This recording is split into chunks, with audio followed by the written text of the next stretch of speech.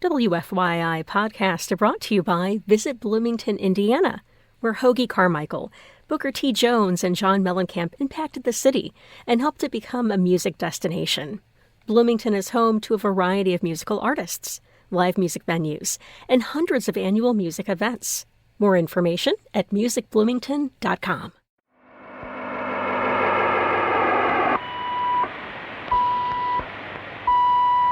We're going to take a trip right now. Like we always do about this time. This is a journey into sound. Break it down. I'm Kyle Long, and you're listening to Cultural Manifesto.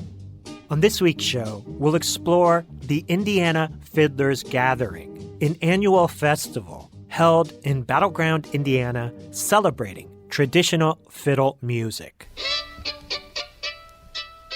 While the gathering initially focused on old-time fiddle playing, the festival has grown to include bluegrass, jazz, Creole, Irish, Mexican, and Scandinavian fiddlers.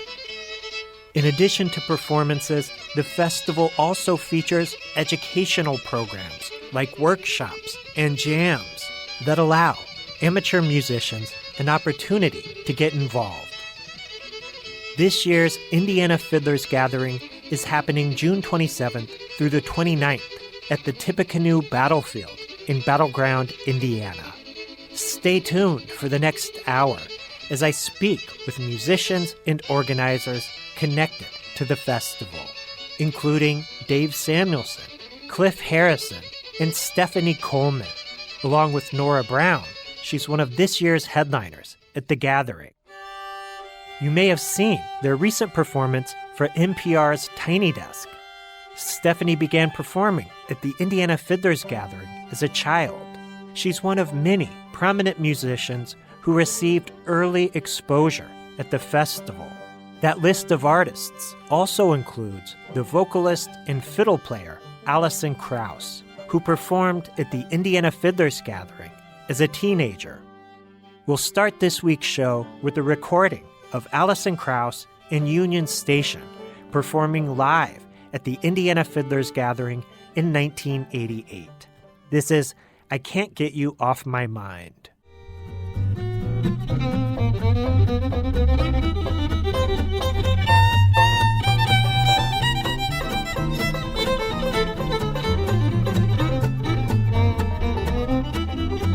Well, you think that any true love is blind, so you fool every new love you find. You got stars in your eyes, but they can't hide no lies. I can't get you off of mine. That was Alison Krauss in Union Station performing I Can't Get You Off My Mind live at the Indiana Fiddlers Gathering in 1988. Alison is one of many prominent musicians who received early exposure at the Indiana Fiddlers Gathering. The Indiana Fiddlers Gathering began in 1972. Back then, it wasn't a festival, just a loose circle of musicians and friends gathering under the trees at the Tippecanoe Battlefield to share their love of old-time fiddle music. What began as a casual gathering of local fiddlers has grown into a nationally respected festival featuring a wide range of American roots music and international fiddle styles. Over the decades, the gathering has hosted renowned names in traditional music, including John Hartford, Mike Seeger, Bob Wills fiddle player, Johnny Gimble, Jethro Burns of Homer and Jethro, among many others. Battleground, Indiana's Dave Samuelson began working as a music coordinator for the gathering in 1974. Dave is a respected authority on American roots music. He's contributed to the Encyclopedia of Country Music and written liner notes for releases by Merle Haggard and Hank Williams. I spoke with Dave last year, and we discussed his history with the Indiana Fiddlers Gathering. I was not at the first one. That was in 1973. Okay. But I was an MC of the 1974 Chicago Folk Festival. And one of the people who was involved with the Fiddlers Gathering and the Battleground Historical Corporation was William Baugh. He was also one of the people who founded the Feast of the Hunters Moon. And he told me about this event and said, well, you know, you MC this, okay, why don't you come and MC, you know, this event? So I came down in 1974 and fell in love with the Battlefield, and it was a real loose show. There was some great music there, some talented musicians from Bloomington. I would say really the Bloomington people are the ones who really had the talent and all that. But I was pulling, you know, locals who weren't nearly as good or as skilled as the Bloomington people, but that added quite a bit of charm and a lot of local flavor to it. And I did that in 74 and 75. Bill Baugh left, and the people who replaced him didn't really want anything to do with me, and that was okay. But after a disastrous 10-year anniversary show in 1984, they asked me to come back. So I did, and I stayed until 1997.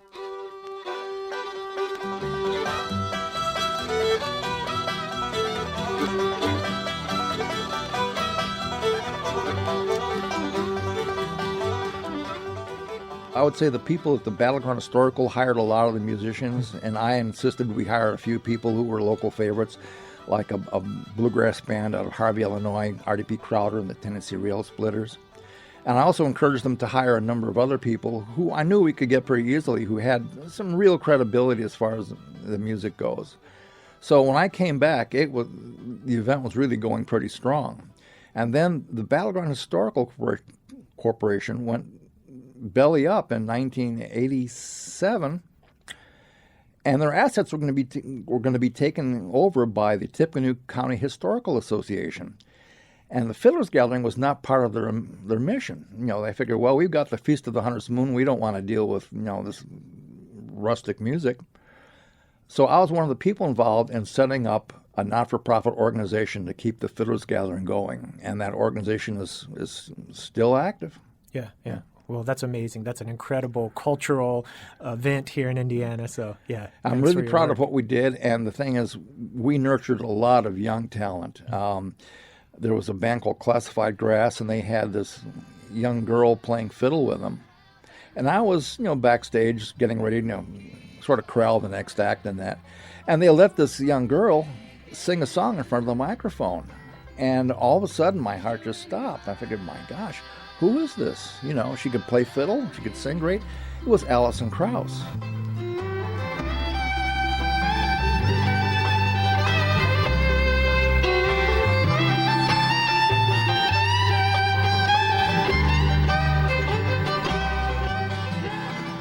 Classified Grass was an okay band. They didn't have much original material and all that. But the guitar player's mother wanted to get him on a recording contract, so she sent out these audition tapes to all these labels, Old Homestead, Sugar Hill, and Rounder, and all that. She said, you know, if you want a reference about the band, call Dave Samuelson. Okay, and all that. Well, anyway, I've known Ken Irwin of Rounder Records for years. So he called me, what about this band Classified Grass? And I said, Ken, I don't think they're that stable. Sign the kid playing the fiddle. You can take her to the bank. And they did. With nothing to sing about. He's all right. He's making do. He's doing fine. How about you? Michael Cleveland was an early fiddler, a young musician from Henryville, Indiana, I believe. And he was already getting some notice when he was 9, 10 years old, facing an enormous number of handicap, you know, blindness. He had to get, you know, his fluid pumped out of his lungs every 2 or 3 years. Wasn't supposed to live past 21 years old. But his father, you know, did a wonderful job, and his grandparents, you know, raising him and all that. And I gave Michael just, I don't know, maybe 30 or 40 tapes of vintage bluegrass from the 40s and 50s, Django Reinhardt and Stephen Grappelli jazz and swing. I said, you know, listen to this music and learn from it. And hey, he did, and I'm really proud of what he's accomplished and what he's become. Most recently, he was on a bluegrass version of Gershwin's Rhapsody in Blue with Bela Fleck.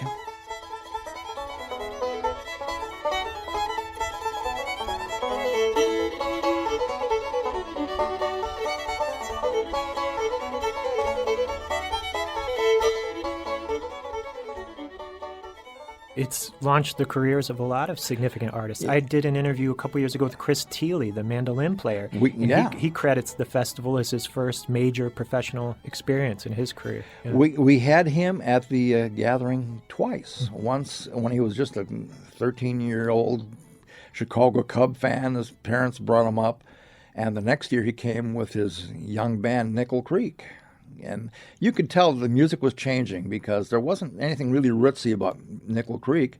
But then again, hey, I'm an older generation, and let the younger musicians, enjoy this. This is where the future lies. And of course, they really took off in a big way.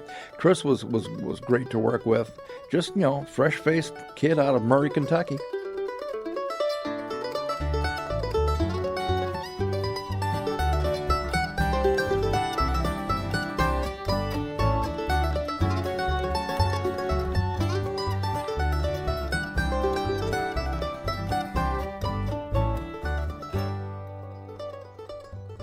Is there a final track you would want to leave us with today? Yeah, let's play something from Johnny Frigo. Johnny Frigo was one of the pioneering musicians with the National Barn Dance, played with them from the 40s and 50s. Made his living as a jazz bassist and a session musician. We brought him to the Indiana Fiddlers Gathering in 1984, and he brought a band that was more appropriate for a county fair than the Fiddlers Gathering. So he got a jazz mandolinist and protege of Jethro Burns, Don Sternberg. Again, pull a band together and we'll back up Johnny Frigo. So he came to the Fiddlers Gathering, and after Johnny died, we went through the tapes, and we pulled together what we thought was going to be a pretty decent album of Johnny Frigo live at the Indiana Fiddlers Gathering. Did the disc sell? No, it was on the cusp of the downfall of CDs. Also, it was a jazz album, so the bluegrass fans didn't want it. The bluegrass fans, this is jazz. No, it's not for me. When you try to do a hybrid type of music, it's sort of hard to find, that medium where people are going to be excited. But anyway, let's play a track from this album. Let's play the old Hammerstein Kern classic, The Song Is You.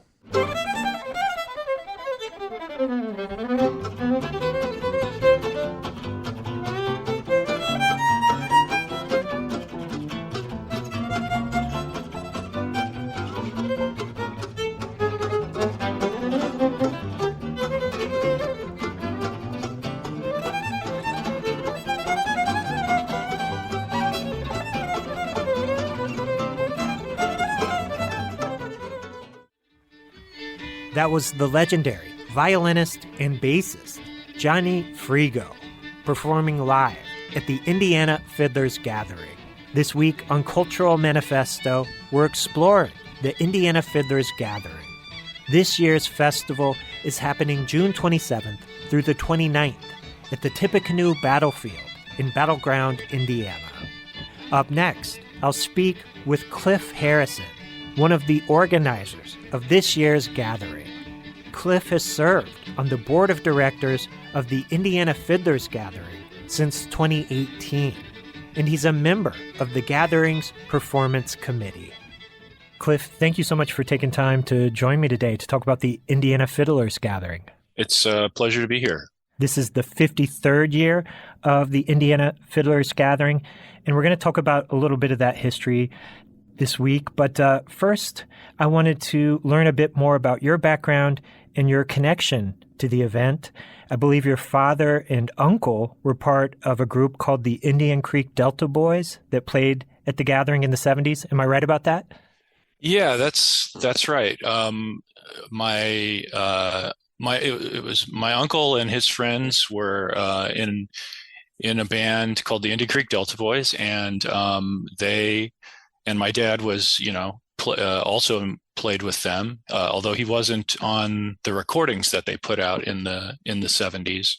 But they were inspired to take up the fiddle and banjo in their teens by their dad, who was a fiddle player and played on the radio in Tuscola, Illinois. WDZ was the station, and anyway, they decided also to go around central and southern Illinois where they lived and try to meet the old timers who were still around and who played the old fiddle tunes, and to learn those, and they did their sort of Alan Lomax thing and did the field recordings, and that formed a lot of their repertoire, and it was sort of a uniquely Midwestern repertoire of traditional music that they ended up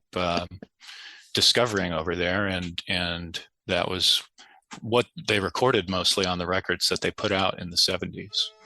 And they would come, in the process, of course, they enjoyed going around to all the festivals that they could find, including the Indiana Fiddlers Gathering. And so that's how my family first got connected with the Fiddlers Gathering, well before I was around. And then later on, when I started playing traditional music too, I started coming to the Indiana Fiddlers Gathering as well.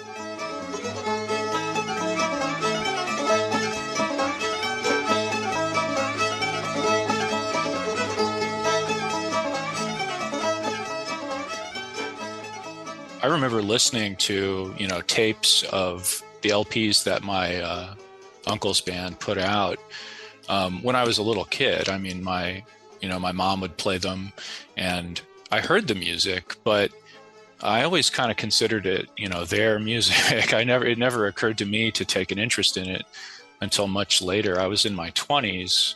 I was playing rock guitar, alternative and classic rock stuff in my teens. And at some point I attended a house party where, everyone was playing these old time fiddle tunes, and it just sort of clicked. And I finally picked up the fiddle and started playing old time guitar and old time fiddle, and have really never looked back. At that time, I was living down in Texas, where I went to college.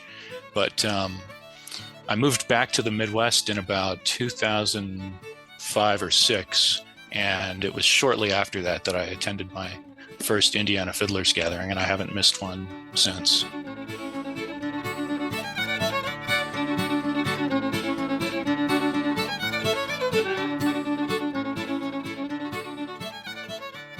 I mentioned that my dad and uncles, and they would go to the Fiddlers Gathering and make, of course they met lots of people and made friends, and those people have continued to come to the gathering, and so it's sort of like a bit of a family reunion at this point. It's like the opportunity to see people who live far away and show up and come to the Fiddlers Gathering and hang out all weekend and play music and reminisce and just generally have a good time together.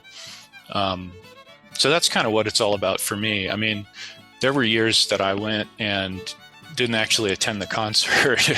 Just it was more about just making music with friends and that kind of community aspect of it.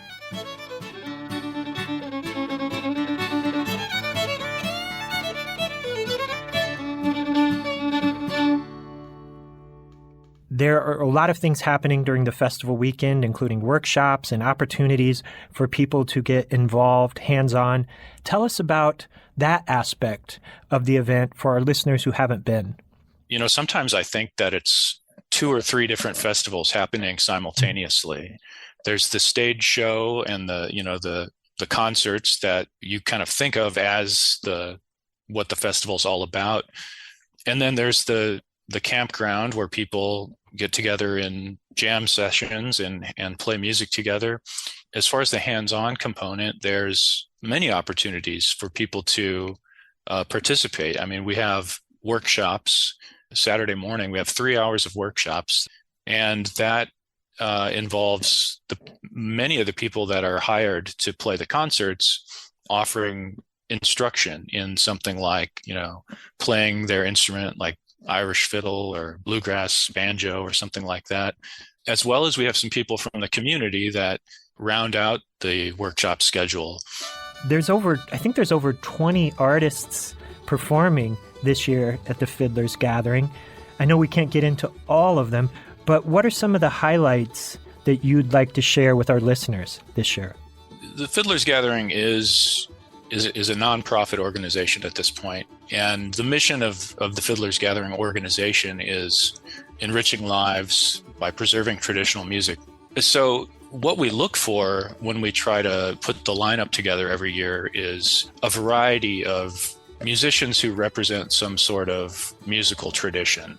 And, given that we're the Fiddlers Gathering, we lean towards fiddle-based traditions, or at least, string-based traditions. It's not just, say, a bluegrass festival or an old-time music festival or an Irish festival. We try to find a range of music to showcase the variety of traditions that are out there.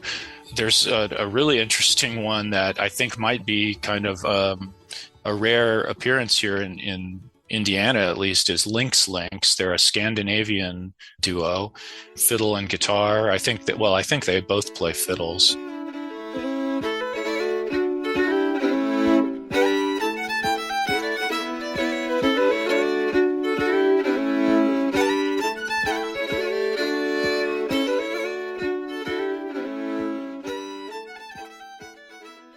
The big names, of course, Stephanie Coleman and Nora Brown, Jeremy Stevens and Karina Rose Logston. They are an outstanding classic bluegrass duo in the sort of brother style. And the Earl White String Band. Earl has been playing old-time fiddle music for a few decades now, I think, and his band just brings such energy. It's just really exciting. It's the kind of thing you would hear in the campground, the most energetic jam music, but up on the stage for everyone to see and enjoy.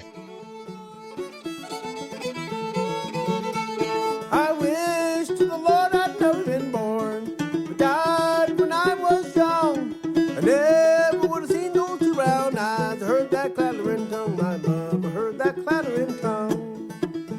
I truly understand that you love another man, and your heart shall no longer. And Cliff, before we go, I wanted to ask you a question about sort of the stability of the festival right now. I know you rely on sponsorships from organizations like the National Endowment for the Arts and the Indiana Arts Commission.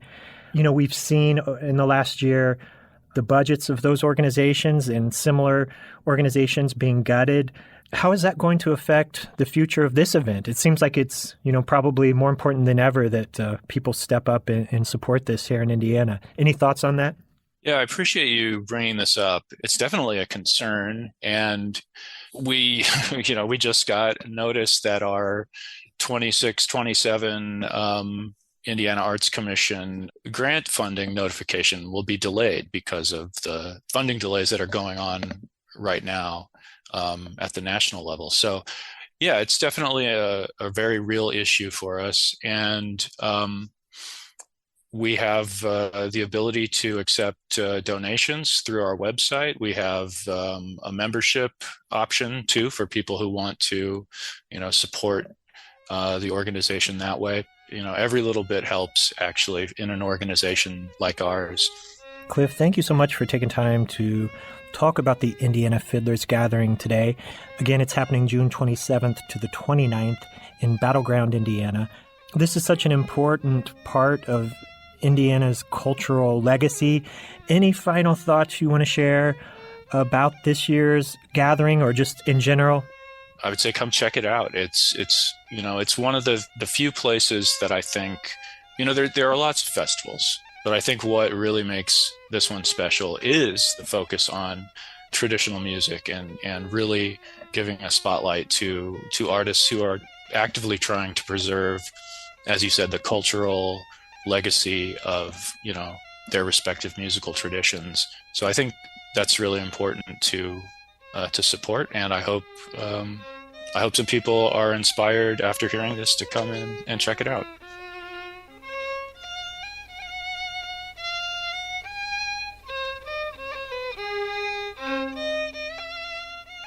That was Cliff Harrison, one of the organizers of this year's Indiana Fiddlers Gathering. Cultural Manifesto will return after this short break. WFYI podcasts are brought to you by Visit Bloomington, Indiana, where Hoagie Carmichael, Booker T. Jones, and John Mellencamp impacted the city and helped it become a music destination. Bloomington is home to a variety of musical artists, live music venues, and hundreds of annual music events. More information at musicbloomington.com. I'm Kyle Long, and you're listening to Cultural Manifesto. On this week's show, we're exploring the Indiana Fiddlers Gathering, an annual festival held in Battleground, Indiana, celebrating traditional fiddle music. This year's festival is happening June 27th through the 29th at the Tippecanoe Battlefield in Battleground, Indiana. The 2025 edition of the Indiana Fiddlers Gathering features a unique lineup of performers, including the Scandinavian duo Lynx Lynx, Fiddlin' Earl White, who carries on the tradition of Black American string bands, and Nora Brown and Stephanie Coleman, a young, old-time music duo with a growing audience. You might have seen their recent performance for NPR's Tiny Desk. Up next, we'll listen to a track from their 2024 release, Lady of the Lake. This is Nora Brown and Stephanie Coleman with Copper Kettle. Just lay there by the juniper while the moon's bright. Watch them jugs a filling in the pale moonlight.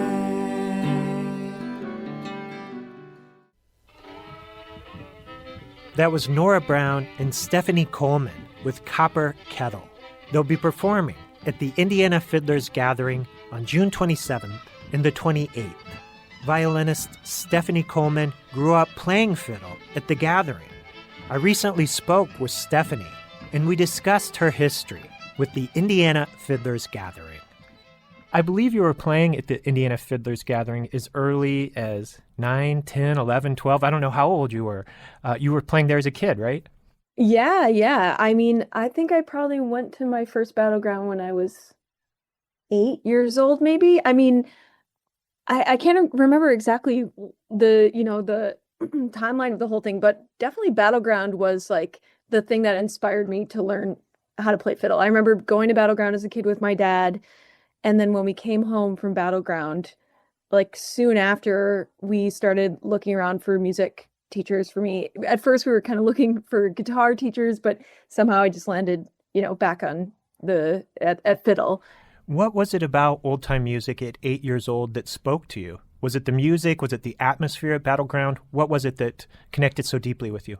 I mean, I always loved the music so much. And maybe that's a product of growing up with the music everywhere. Just it's like the music of my childhood. And I always, loved listening to it with my dad and my sister. But the community, I think, is really the thing that is so unique about Battleground and old-time music in general. Like, so many years. I mean, I went to Battleground all throughout my childhood and only stopped going consistently when I, was in college and not living in the Midwest anymore. But what an amazing like group of people all getting together camping, in this small, it's a small festival that means you can you can have some real nice intimate time with other musicians and friends and stuff. Like everybody sets up their campsites. You can like bounce around and have, I remember just like sitting around with buds at their campsites drinking seltzer water when I was a kid and playing tunes, and it's just like it feels like home, that environment of that festival. Yeah, I wanted to ask you how the Fiddlers Gathering influenced your growth and development as a musician. This isn't just like a music festival like Pitchfork. There are workshops, there are jams, there are opportunities to get hands-on with the music and really learn from masters of this art form. How did this influence your growth and development? Oh, it influenced my growth and development in so many ways. I can remember like sitting in on specific workshops when I was a kid. I remember Raina Gellert, a great fiddler from Indiana, doing a workshop at Battleground when I must have been maybe, I don't know, middle school, maybe early teenage years. I remember watching her give a fiddle workshop, and just like my jaw was on the floor. I just was so blown away by her fiddling, and I've had sort of like a lifelong passion for like Raina's fiddling because of that experience. I also remember maybe I was like 16 or 15 years old and seeing the Foghorn String Band play at Battleground. Those guys, I met them for the first time there, and it was really cool because at the time there weren't that many younger people playing. Like so many people were kind of my dad's age who are wonderful musicians and mentors, but it was cool to meet the Foghorn guys because they're only like 5, 10-ish years older than me. And I remember seeing them like jamming at late night at the festival. And I was hanging out with my pal, Dot Kent, who's the wife of Chirp Smith, who's played at Battleground many times and is a mentor of mine and taught me a zillion fiddle tunes. I remember, so standing with Dot, we were watching the Foghorn guys have a jam, and they're, playing with some of the, musicians from around this area. And she was like, you should go up and play with them. And I was nervous. And then I like asked if I could join the jam, and they were like, yes. And that was just like, oh, such a pivotal moment for me, getting to jam with the guys in Foghorn and the other folks who were there. And that was the beginning of a relationship. Knowing those folks, we've been good buds ever since then.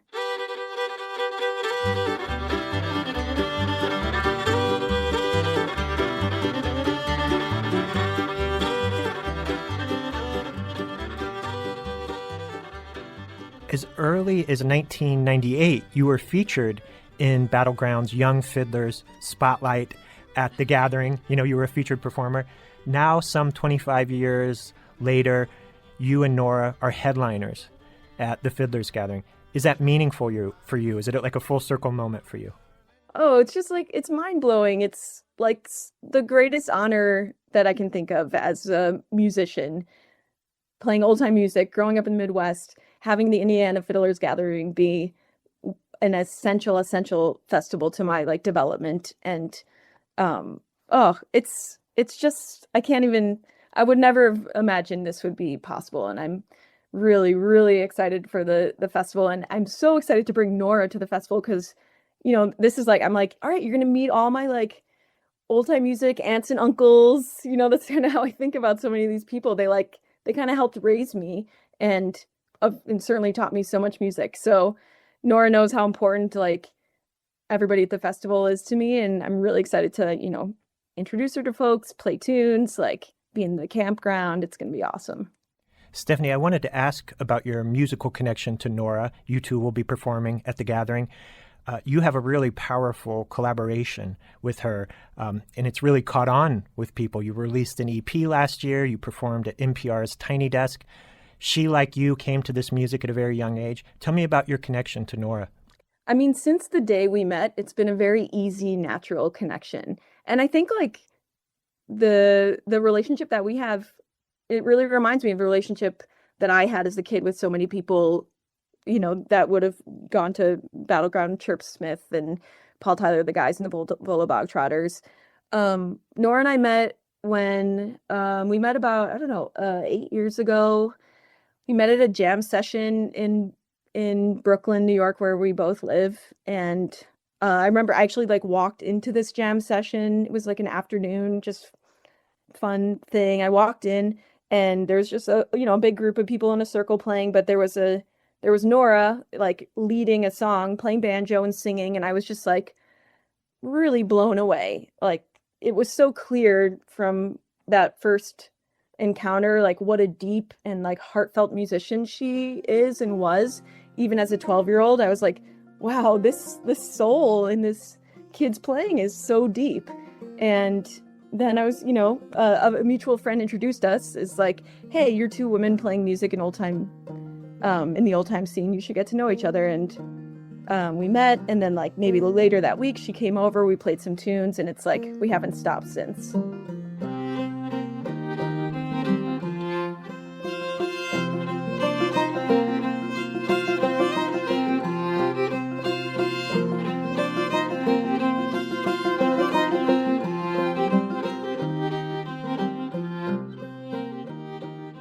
Earlier this year, you and Nora performed at the Kennedy Center. It was in March.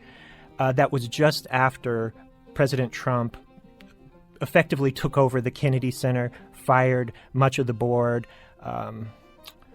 canceled performances from LGBTQ plus musicians. You and Nora used this performance at the Kennedy Center to kind of express your opinions on what was happening. You held up signs supporting LGBTQ musicians and also criticizing the Trump administration's suppression of the arts, right? Tell me about that performance and your decision to use that opportunity to make a statement. We that gig was on the books for a long time. I think we booked it 6 months, a year before the show. And of course, about a month before we were supposed to play, that's when Trump took over the Kennedy Center. And then we were watching peers of ours who also had gigs around the same time, booked at the Kennedy Center. Some folks were deciding to cancel their shows. And we spent a lot of time, had long discussions, discussing, should we cancel this show or should we play it? And ultimately, we decided that it made a lot of sense for other musicians to cancel, and we totally understand that decision, especially for musicians who have a much bigger audience than us. We don't have a huge audience, and so we felt like the way that we could really have an impact is by playing this show and overtly protesting via our performance. So, and I think that was the most effective way for us to respond to something that we we're not okay with, the suppression of the arts. One of our signs said, creativity at the Kennedy Center must not be suppressed. And, arts and music and theater, all these things are so essential for a democracy. And for there to be this effort by Trump to suppress it, it just feels like an emergency that needs to be responded to. One final question about that I have to ask. Right after you made that statement at this performance, you brought out the signs, you read a statement, you perform a song called The Unicorn by a legendary gay psychedelic country music singer-songwriter named Peter Grudzian. This is sort of like a legendary underground song and album that The Unicorn. Your version of this was haunting. I mean, I was speechless listening to this reimagining of this song. Tell me about selecting that song to kind of in that moment and how you both came on that song as a piece you wanted to interpret. We didn't pick that song out because of doing this performance at Kennedy Center. That was always going to be on our set list because we had recently started playing it. Nora discovered it via, I think it was a cassette tape that was put out by Mississippi Records, which is a cool, record label that's put some really, really interesting traditional and otherwise music out. And so Nora had discovered the song, and I mean, she learned it, and then she's like, hey, check out this song I learned. And, we had a rehearsal. where I went and visited her. She's at Yale in school now, and so she played it for me. We just really, I mean, I fell in love with it immediately from hearing her play it, and we're like, okay, yeah, this is definitely a tune we want to add to our set list in general. So it was like, of course we're going to play the unicorn at this show. And actually, like, I think it just kind of the timing of, bringing those signs out, playing that song. At first we were just going to like throw it anywhere in the set. And then we did decide to like have that be part of this, protest. And I'm so glad that we did. It was like, yeah. And that was all Nora, like, the thrust behind doing this song and putting it where we did in the show was all her. And I thought it was just like, yeah, very, very like potent.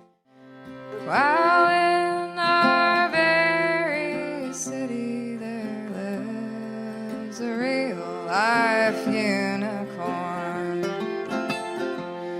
the queen that holds the unicorn will be reborn. His mighty horn falls on that day. The storms pass away. Night turns to day. The whole world is gay. Any final thoughts you want to share with our listeners about this year's Indiana Fiddlers Gathering, or why they should go out and support this amazing event here in the Midwest? Oh my gosh. Well, I hope everyone will come out to Battleground. It was scary last year when it was canceled, and I'm so glad that the festival's happening this year, and hope that it will have many, many, many years and many decades of continuing life. But like my life was totally changed by Battleground. I met so many people who became dear friends and mentors of mine who helped like set the path of my life towards playing music and being part of this community. I think I'd have a completely different life if I hadn't gone to Battleground as a kid. And I hope that, people will come and just enjoy the music. It's such a fun, like intimate festival where, you can like meet people in the campground and play music and hear the music, and it's just a wonderful, wonderful weekend. And I really can't think of a better festival in this country. So I hope people who love this music will come, and people who are maybe even less familiar with it, who live in the area or are within a drive, will come, because it's totally a blast. Stephanie, thank you so much for taking a few minutes to share your history with the Indiana Fiddlers Gathering. I really appreciate it. I'm a huge fan of all your music, and look forward to hearing you at the Fiddlers Gathering. Thank you. Thanks so much.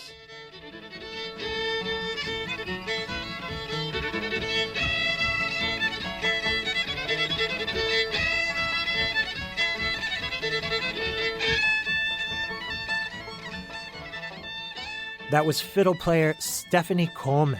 She's one of the headliners at this year's Indiana Fiddlers Gathering, along with her musical partner, Nora Brown. This year's festival is happening June 27th through the 29th at the Tippecanoe Battlefield in Battleground, Indiana. The Earl White String Band are also one of the featured acts at this year's gathering. Earl has gained notoriety as one of the few Black Americans preserving and playing old-time Appalachian string band music. We'll hear a track from Earl's 2014 self-titled album, Now. This is Devil on Dry River.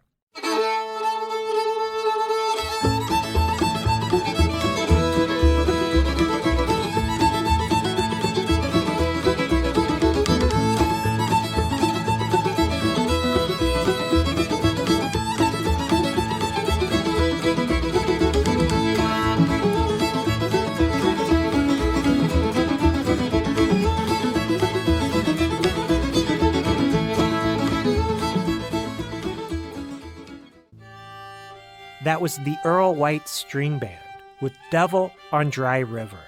Earl is one of the featured performers at this year's Indiana Fiddlers Gathering.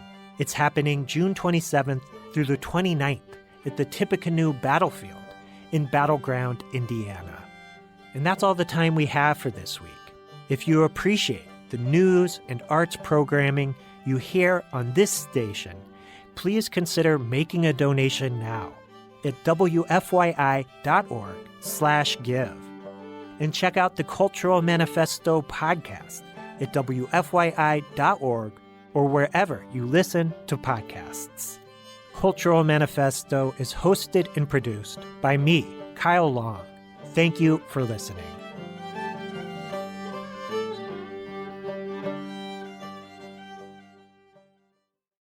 WFYI podcasts are brought to you by Visit Bloomington, Indiana, where Hoagie Carmichael, Booker T. Jones, and John Mellencamp impacted the city and helped it become a music destination. Bloomington is home to a variety of musical artists, live music venues, and hundreds of annual music events. More information at musicbloomington.com.